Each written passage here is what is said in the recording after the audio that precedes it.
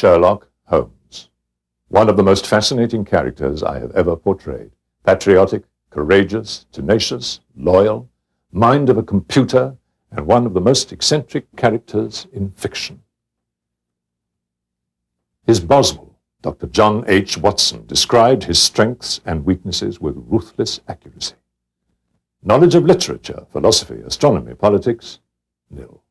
Knowledge of botany, variable.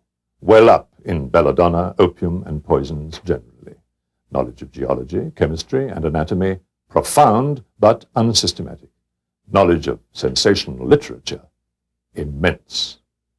He appears to know every detail of every horror perpetrated in the century. He is an expert boxer, swordsman, and single-stick player. Plays the violin well, self-poisoner by tobacco and other substances. The best and wisest man whom I've ever known. Sherlock Holmes.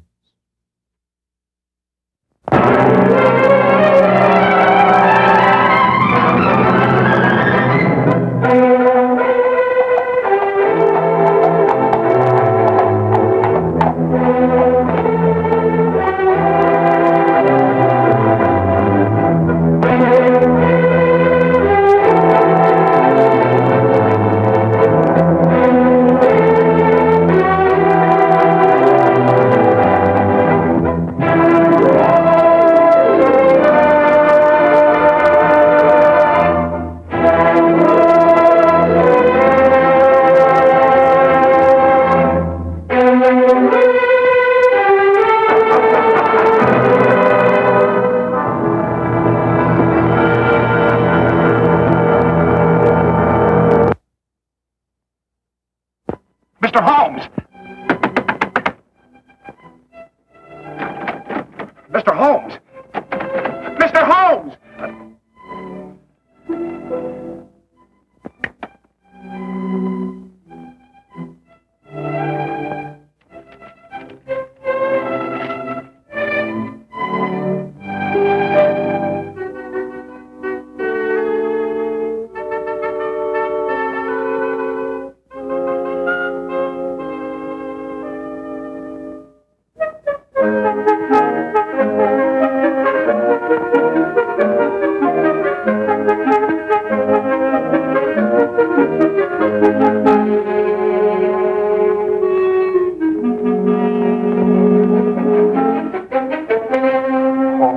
May the saints above see fit that he comes back in time.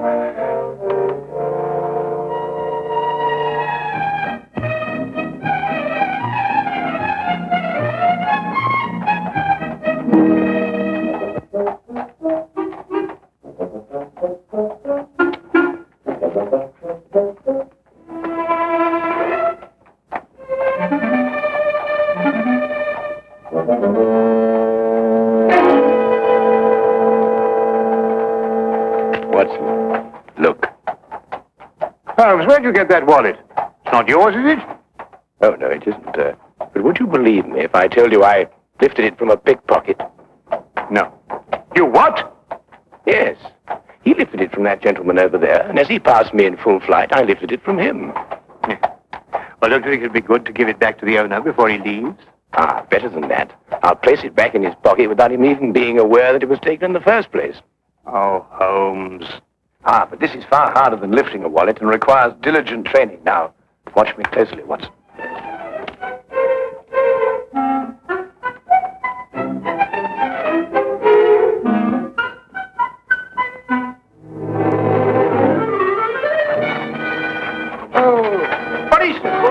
Hey, Watson! Watson! Hold on, Tim! I'll take the police! Hey, Watson! Police! Police! Watson! Hold on! Sure. I'll take the police! Police! Watson! Hold on! Sure. You were very lucky. If Lestrade hadn't come into the office at that moment, you'd still be in prison. Well, I got it, but something went wrong. Probably a little more practice was all I needed. I suppose you haven't considered the other alternative. Of behaving like a perfectly sane, normal human being, instead of going absolutely mad all over the... What on earth? Well, who is he? An Irishman by the color of his shirt and the shamrock in his buttonhole. I'd also conclude that he was a typesetter by the ink-stained condition of his fingernails. Look, Holmes, that's neither here nor there. The man is in our flat. Do you know him? I've never clapped eyes on him before in my life. Hey! Hey! I don't like to disturb you, but... Hey, what time is it? 4 o'clock. Oh, good. We've still got 8 hours. Look, if you're a human being at all, you'll be helping me, Mr. Holmes. My name is Watson. Oh, There's Mr. Holmes. Mr. Holmes, my name's Brian O'Casey, a man of propriety, poor as I am. Oh, and Mother, forgive me. I wouldn't be breaking in here this way at all, only I'm the most desperate of men. Yes, so I gathered from your note, Mr. O'Casey. You obviously shoved it under the door, ran away, and then returned, fearing I might have overlooked it, eh? Oh, well, the cat might have run off with it. Or a wee mouse. Oh, we haven't got a wee mouse here. Oh, well, you know what I mean. I didn't want to be missing you. Not with £8,000 at stake. So I came back here and I let myself in so that I'd be waiting for you. Yes, well, that's most understandable, Mr. O'Casey. Now, perhaps you'd like to sit down and have a rest. Oh, thank you very much. Do you know something? My heart's beating like a trip hammer. Yes, I expect it is. You were saying something about £8,000. Well, that's the amount that's due to me. But unless I can get hold of Mr. Snowby midnight tonight, I'll not get a penny of it. Who is this man, Snow? Well, he's the man who's holding the last third of this ticket. You see, he's holding numbers 3 and 4. And without these, we can't... Just a minute, Mr. Casey. I realize that time is of the essence, and I should very much like to help you indeed. But perhaps you'll be good enough to start and tell your story right from the beginning. Oh. Yes, of course. But where does it begin? Now, perhaps it begins with this terrible feeling of homesickness I have. It came on me all of a sudden, and it got worse and worse until I couldn't look at anything that didn't remind me of me home in County Killarney. Well, anyway, I was walking along this lunchtime, and I saw this woman, Belle Rogers. And, well, you might have seen her yourself. In the Marylebone Road. May the saints punish me if I'm lying. She didn't know me at all. But she smiled at me. I wasn't taught to be a fool. I lit off as fast as my feet could carry me.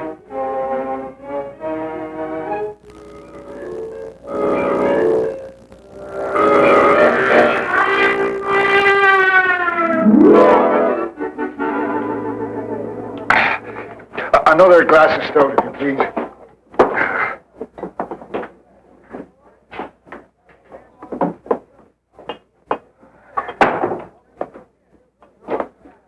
Brian O'Casey. I saw you in front of the bakery shop just now, but you got away before I could get your attention. Oh, hurry, Albert. What was the big rush? Oh, I'm telling you, Albert, a man has to look out for himself in this city. What do you mean? Look, as plain as I'm standing here, she smiled at me. Right out in public. Who? That's Irene in the bakery window. No.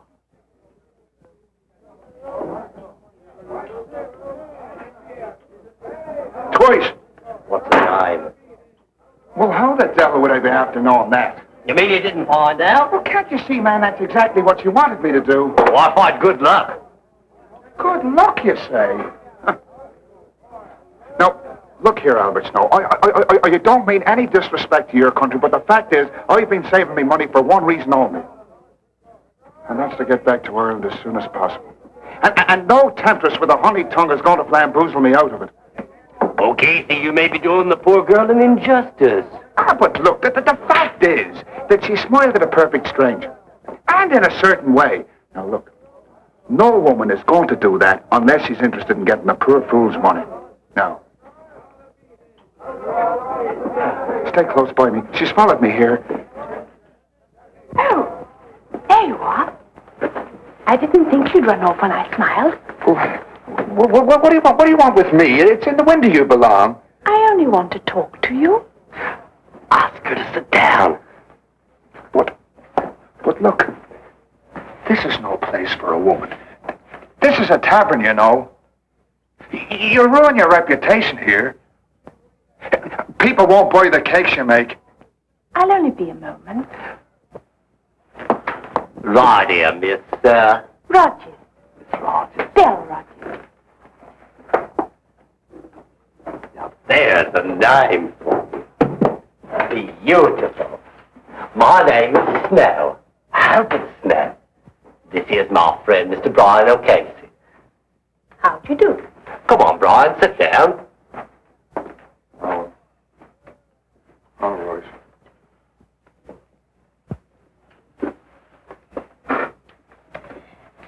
Now listen, Mr. O'Casey. Yes? Would you be willing to give me £1? You see, I told you so. No, wait, let me finish. Yes, let the little lady finish. It's an investment. I'd like you to be my partner in something. What kind of something? A sweepstake ticket.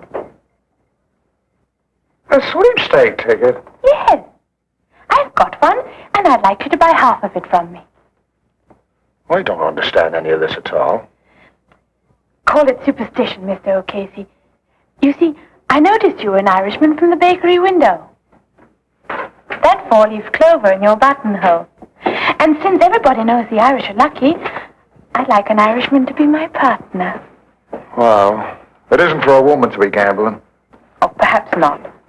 But think if we win, we'll divide £24,000. Aye, and if we lose, which is much more likely, I'll be out £1, which is half a week's pay. Now, wait a minute. I've got an idea. Why don't the three of us share a ticket? You can afford that much, can't you, Casey? It'd be going against fate to turn down a gesture like that. Fate? It's kismet, Casey. But I've never won anything in my life. But all the better. The law of averages is on your side. Do you have the ticket with you, miss? Yes.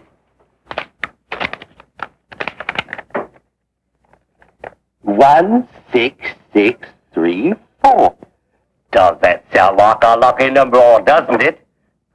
Well, I suppose I could chance 13 shillings. That's the spirit. Now, wait a minute. Who's going to keep this ticket? We could tear it up 3 ways, and each one of us keep a piece. That way, no one person would hold the ticket and be able to desert the rest. Now, that's fair. In order to cash in, we've all three got to come together again. Here, Casey, tear it in 3 parts. Well, now, look. We'll all have to keep our stubs in a safe place because if one of us loses his, all 3 of us would suffer. Right. Now, shall we seal the partnership? 1, 6, 6, 3, 4. Extra sweepstake tickets drawn. Lucky numbers listed. Extra sweepstake tickets drawn. Paper, sir. Lucky numbers listed. Extra sweep. You want a paper, sir? Oh, yes, I think so. Extra sweepstakes tickets drawn. Lucky numbers listed. Get your midday paper. Please be here. I know other people want to win as much as I do, but I'm hoping so much to see the Swords of Ireland again. 1, 6, 6, 3, 4. Oh.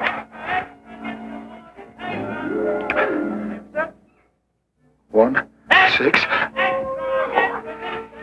Oh, well, it's not the first one. Oh, well, maybe it'll be the second.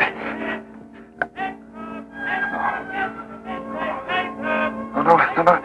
Take it easy, Brian, boy. There's still 5 more numbers.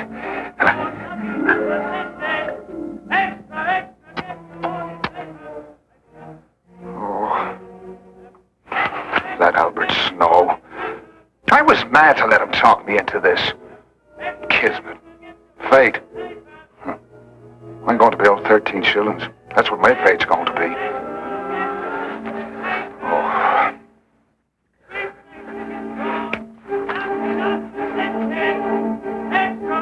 One, 6, 6, 3, 4. That's a number. That's a number. It's mine! It's mine! The sweepstake money's mine! Sweepstake money's mine! It's mine!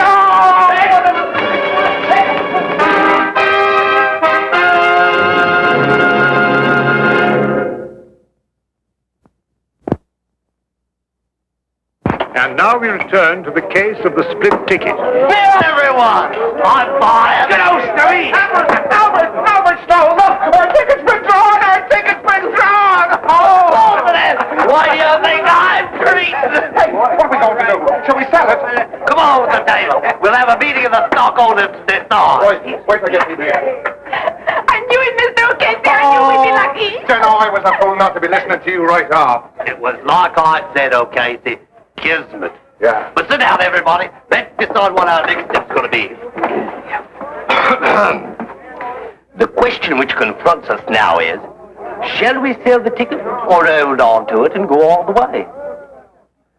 Burn and Dream, our horses are 20-1 short, but he could win. I say, let's go all the way. Oh, well, I'm not that much of a gambling man myself. But, Mr. O'Casey, you just admitted you were lucky. You can't desert us now. Us? What do you mean by us? Do you mean you both decided already? Well, Belle and I have been seeing a bit of each other. Naturally, we speculated on what we would do if our ticket was drawn. O'Casey, wouldn't you like to be rich? Oh, well, sure, and I would, but... Let's put it to the vote. Majority wins. Now, wait a minute, Belle. Of course, we'd outvote him. But I think in a case like this, since we're all friends, a decision like this should be made unanimously. How about it, O'Casey? Come in with us. So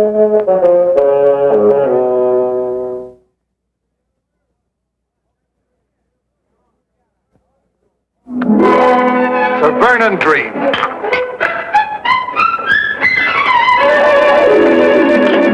Hey, waiter, I'll have another beer, as long as he's paying for it.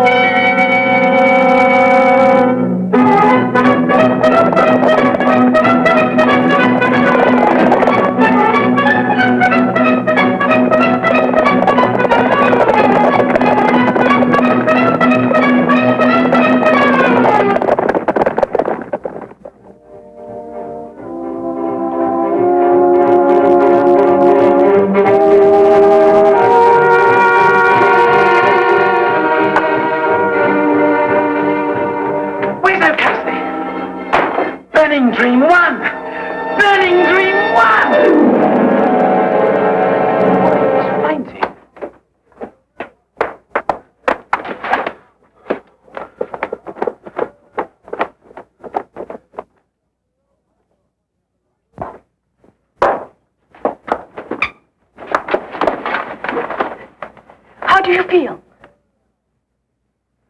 Did you hear? Burn and dream won. It's rich we all are. Yes. I heard. Where's Snow? I don't think he's coming.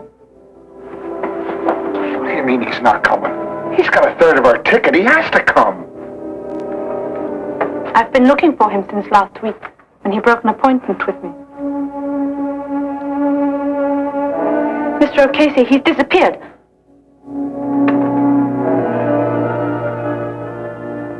Disappeared? Well, that was 10 days ago, Mr. Holmes. And disappear he has. Right off the face of the earth. And a third of the ticket along with him. I see. And now you only have until midnight to find him, eh? Well, that's when the ticket becomes invalid. At midnight tonight. On the dot. Yes. Well, that's serious indeed. I should say so. Well, look, do you think you can do something to help us? Oh, I was told if anyone could perform a miracle, 'twas you. Well, that's a little exaggerated, but I'll do my best. Where can I get in touch with you, Mr. Casey? Well, you'll be finding me at the Golden Coach Inn tonight. Miss Rogers and I decided to stay there until closing time, in case Albert should turn up. Oh, good. Well, I'll look for you there, then. Right, thank you very much.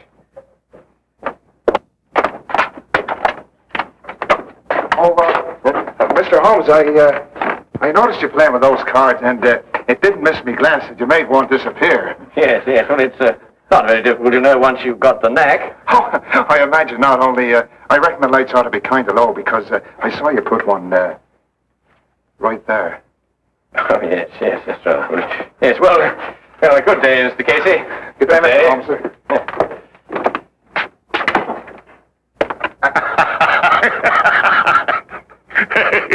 Yes, well, I'll work it out in time. Why did you give it up altogether? I was referring to the disappearance of Mr. Snow. Oh. Where are you going? We are going to the baker's shop to see Miss Rogers, Watson. About what? It's almost 5 o'clock, Watson.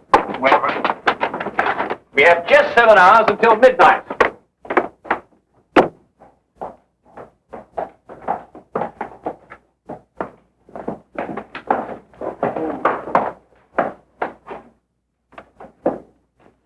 If I'm right, Watson, this won't take more than a minute.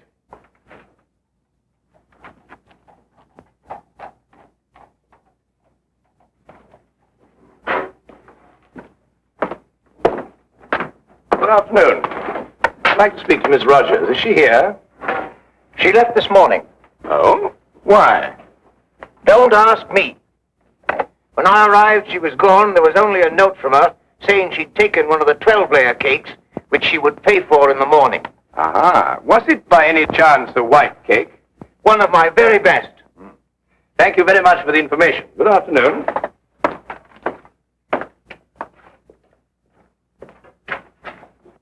I was right, Watson. Drive on, cabby.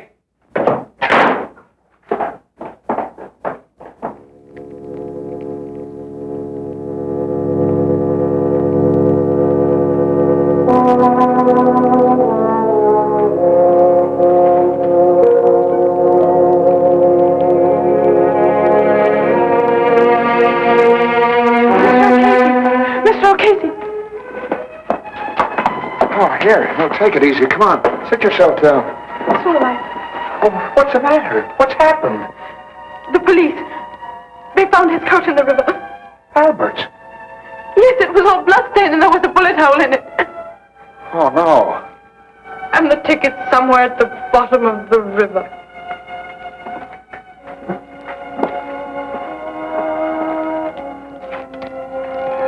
What are you going to do? I'm going to throw my stub into the fire and watch it burn. It's useless now. Oh, but Miss Rogers,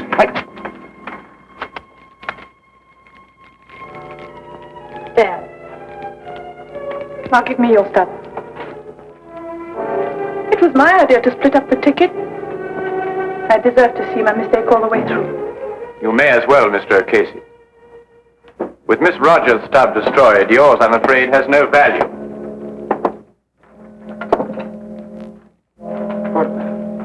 you told me there was hope. Yes, I know. I'm sorry. I was mistaken. You may destroy it now, Miss Rogers, if you wish.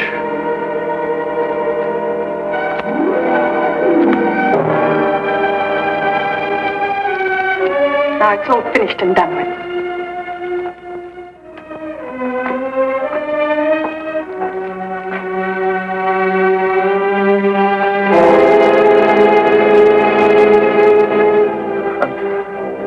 My hopes were so high of seeing the shores of Ireland soon again. But now...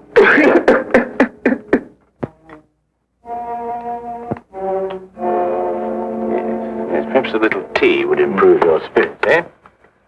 I can still see the picture of those two at that inn. Take me a long time to get over that, Holmes. Oh, I think you'll get over it sooner than you imagine.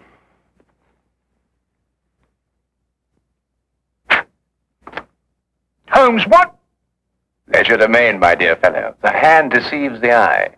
This afternoon, after I left you, I palmed a piece of another sweepstake ticket on Miss Belle Rogers.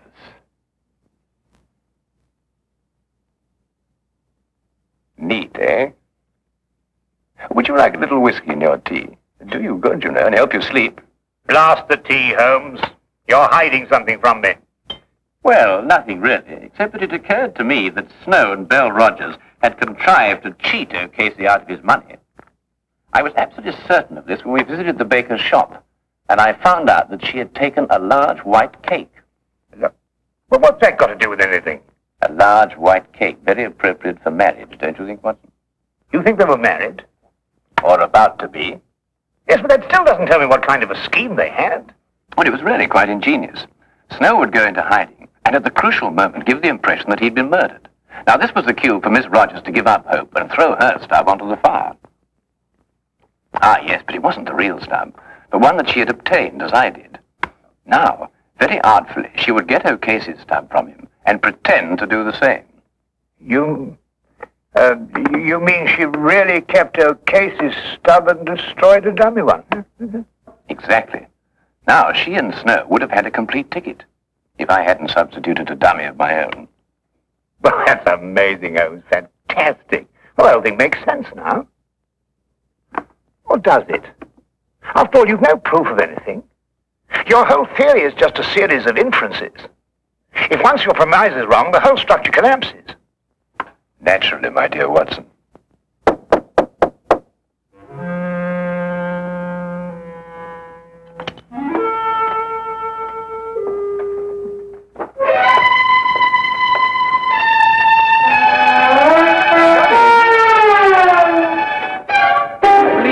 Miss Rogers, and this is the missing Mr. Snow. I think you'd better fetch O'Casey now, Watson. I can't predict what his feelings will be when he sees you, but you know what Irish tempers are. Why, say, Holmes, Yes? don't you think Mr. O'Casey's third share is worth at least half? Oh, yes. Yes, quite right, Watson. At least a half.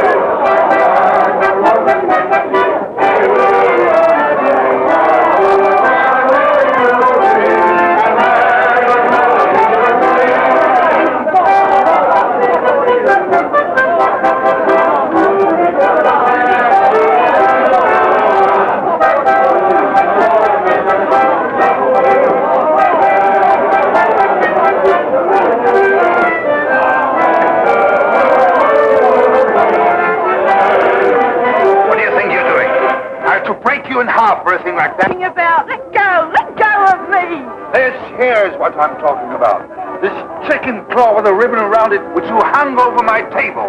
You're crazy. Why would I ever want to do a thing like that for? Let go of me. Don't lie to me. You did it while I was singing.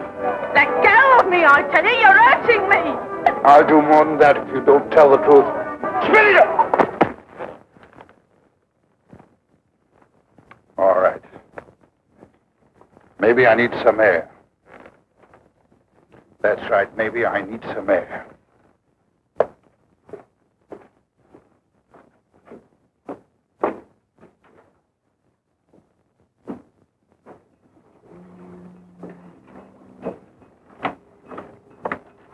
Joko Faraday. Yeah?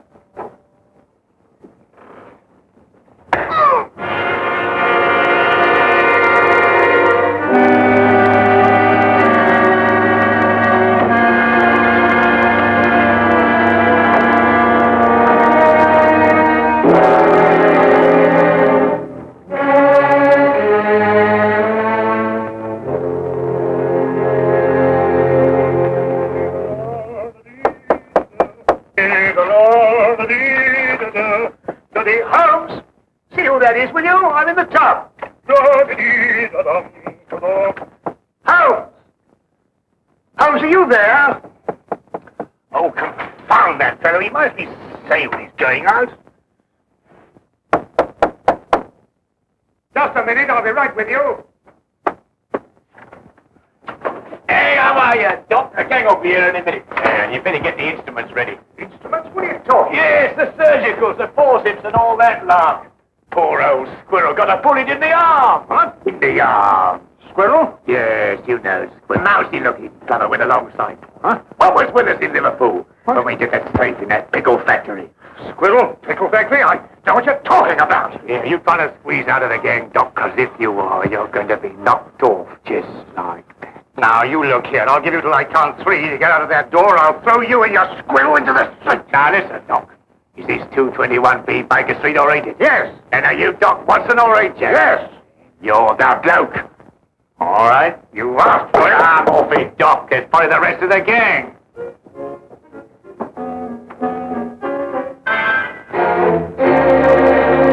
Come in. Arrest that man.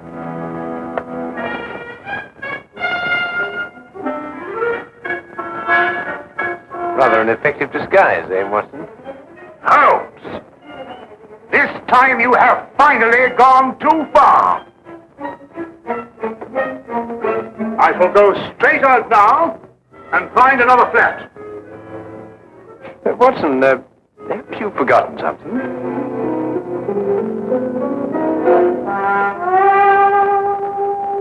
Very well.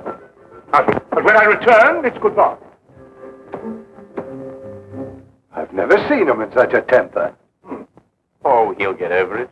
Won't you sit down, Inspector Lestrade? Oh, thank you. Thank you very much. Well, is there anything unusual on hand? No. No, nothing in particular. I see. No, crime is on the wane in London. Yes, I suppose it is. Well, I suppose you have read about the killing outside a riverside pub. The victim's name was Jocko Faraday. Oh, yes, I remember. There were some strange circumstances connected with his death. Yeah, strange indeed. A chicken claw, to be exact. Of course, I never dreamed for a moment we'd end up discussing this case, but, well, it just so happens that, well, I have it here with me. Yeah, shall I take a look? Oh, thank you. Is this the first time that a chicken claw has appeared in connection with the death? No, the second. What was the first victim's name? Shackle. Howard Shackle. Was there any connection between him and Faraday? Not as far as I could trace. Now, Shackle was in textiles up in Manchester. Oh, very respectable.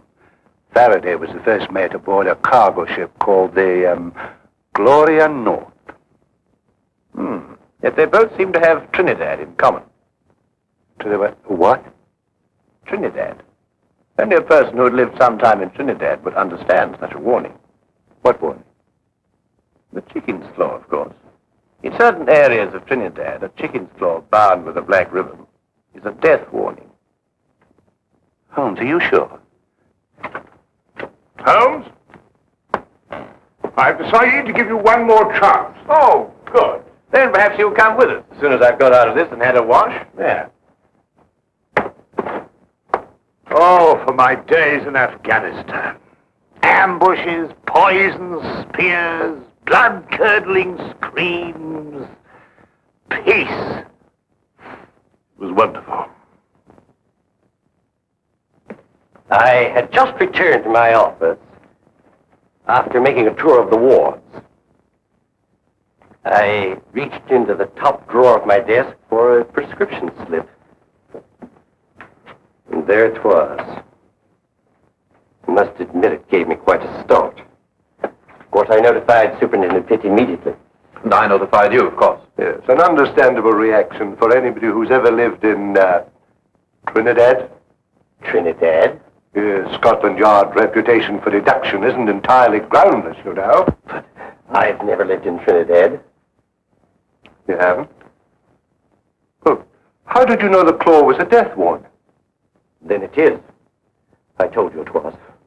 Dr. Jonas, you must have known that, or you wouldn't have reacted as you did. It was my decision to call the police. But I knew about the chicken claw. I had read about the Faraday killing in the morning paper.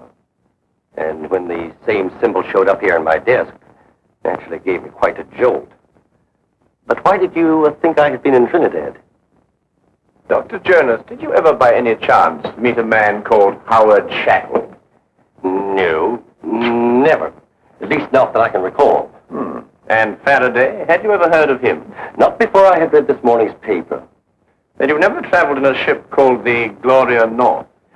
Well, despite the fact that I'm employed here at the Marine Hospital, I've had actually very little experience at sea. To tell the truth, I've never even been on a cargo boat of any kind. I see. This whole thing seems to me like a practical joke. A bad one, I admit. But it doesn't make sense otherwise. Either that or a maniac. Why should anybody want to kill me? I've got to get back to headquarters, Doctor, but I've assigned you a 24-hour guard. Unless you've got any more wild theories, Holmes, I think we're going to leave the doctor to get on with his work. Don't jump to conclusions, Inspector. The chicken claw may still have something to do with Trinidad. I suggest you don't leave your office until my men are posted outside, Doctor. Of course, he won't try anything in a crowded hospital, but I'd rather not take any chances. Well, neither would I, Inspector. Thank you very much. Good day, sir. Good day.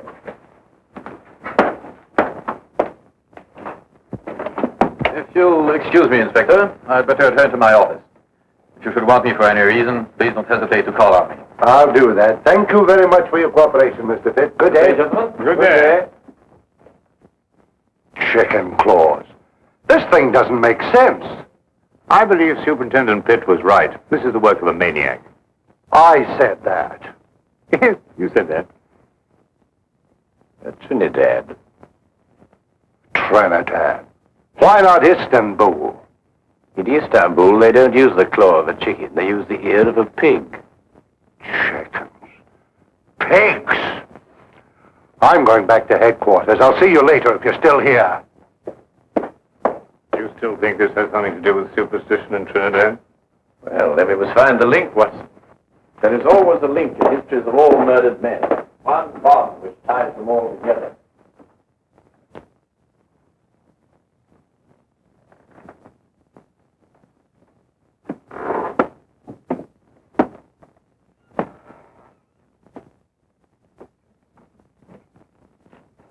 Dr. Jonas? Yes. What can I do for you? Do you have an appointment? Yes. In a way, I have. I'm sorry, I didn't seem to find one. No, you won't find it there, Doctor. This appointment was made a long time ago. I beg your pardon. 5 years ago. 5 years ago? What are you trying to... On board a ship, Dr. Jonas. The Gloria North. 5 years ago. Remember?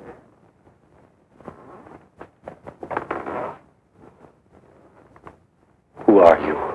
My name won't mean anything to you, Doctor.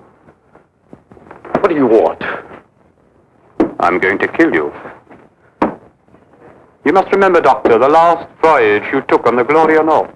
The last voyage so many people took on that ship. But it's not true. I don't know who you are, but I had nothing whatever to do with it. I was only the ship's doctor. I didn't issue the orders. I didn't even know about it until it was too late. Then you didn't do anything about it. But what could I do? You could have tried to stop it! You could have reported it! You could have done so much you didn't do, Doctor! It's not true. It's not true. You've got to listen to me. You've got to listen to me. I swear to you, you've got to listen to me.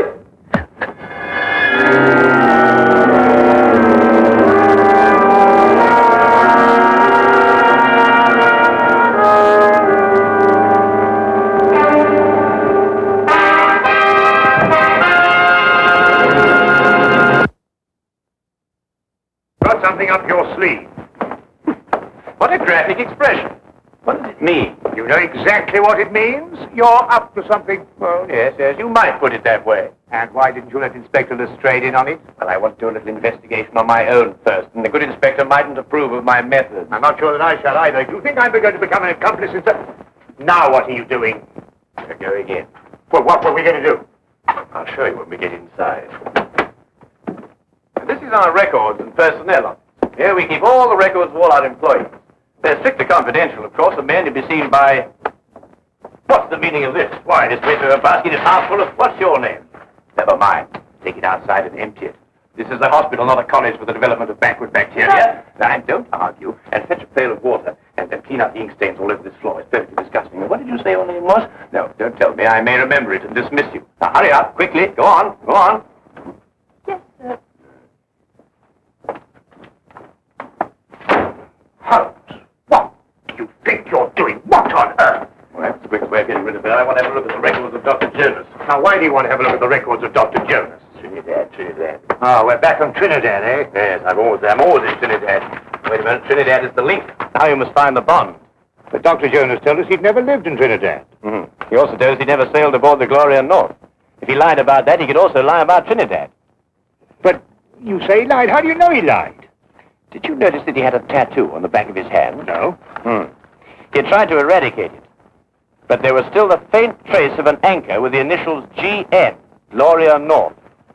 I believe that it's a fair assumption to assume that he sailed aboard the Gloria North with Mr. Faraday. Well, now, that's sheer presumption, Holmes. GN could stand for some lady's name, Gertrude Nelson, or... Here it is. I thought so. He was a ship's doctor for 5 years.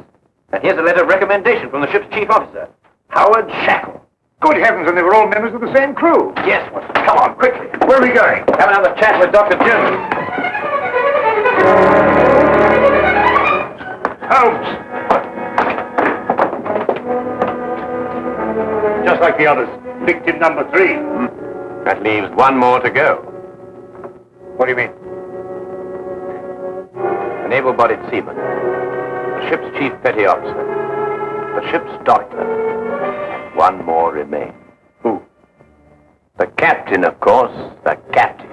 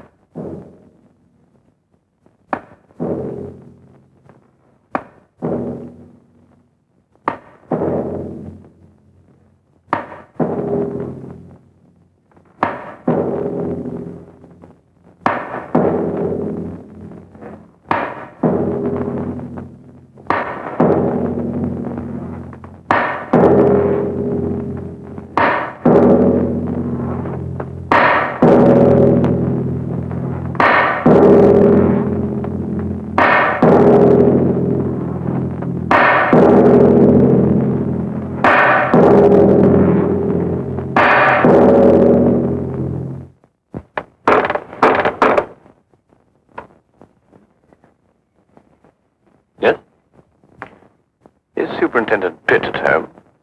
I'm terribly sorry, but I'm afraid Mr. Pitt isn't in at the moment. I was waiting for him myself. Well, just tell him that Sherlock Holmes called. Mr. Sherlock Holmes? Yes, that's right. I've heard a great deal about you, Mr. Holmes. Really? I've read a great deal about you in the newspapers, about your work with Scotland Yard. Well, of course, it's been read to me. I should very much like to talk to you, Mr. Holmes. Well, if you have the time, of course. Oh, yes, I have the time. Won't you come in? Thank you.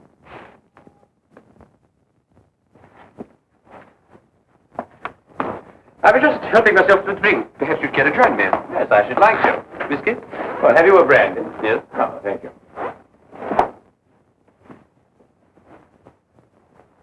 Tell me, Mr. Vickers, do you often stay here with Mr. Pitt? No, not very often.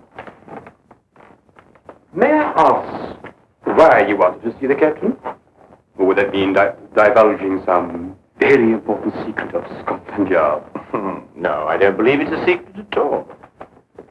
I merely happen to believe that Captain Pitt will be the next victim of the mad killer who is at present terrorizing all London.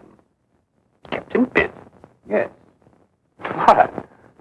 What possible connection could there be between Captain Pitt and such a murderer? Such a maniac? Do you believe that the killer could be such a maniac? What else could he be? He might be seeking revenge. Revenge for what? For something that happened in the Gloria North. Gloria North? Yes. It's a ship, a cargo vessel. And every man that has been killed to date was once a member of the crew of the Gloria North on that fateful voyage 5 years ago. Amazing, Mr. Holmes. How did you learn this? Oh, it's very simple, really, Mr. Vickers. I happened to look it up in the records at Lloyd's shipping office. I see. Why do you believe that Captain Pitt should be the next victim? It's very simple again. Because Captain Pitt is the one surviving member of the crew at present living in London. It's an extraordinary theory, Mr. Holmes. And have you any idea who this killer is? Yes. Who? May I help myself to another brandy? Yes, of course. Yes, let me get it for you. Thank you.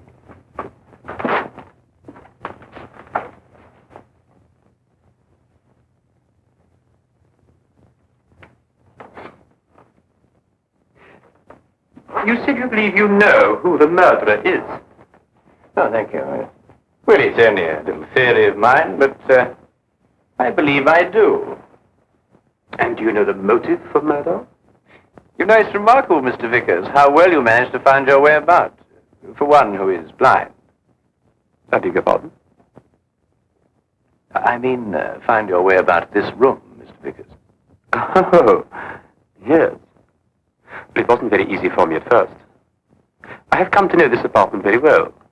Well, not that I come here too often, but I have an excellent memory for such things. I have in my mind a picture of this room as clear as you have now. I see. And what if the position of the furniture should be changed about? Without my cane, I should be quite helpless. You were saying you had an idea who this killer is.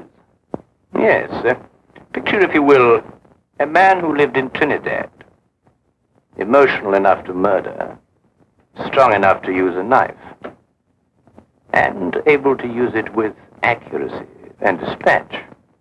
Do you hope to find a man who fits such a description, Mr. Holmes? I have, Mr. Vickers. Really? Who? Who fits such a description, Mr. Holmes? You're not blind, you know. I beg your pardon? When you went to fetch my drink just now, I moved from there to here. And you noticed it. Not because you spoke. You spoke first. Where did you hide the body, Mr. Vickers? In that cupboard over there? Go! Yes? You must listen to me.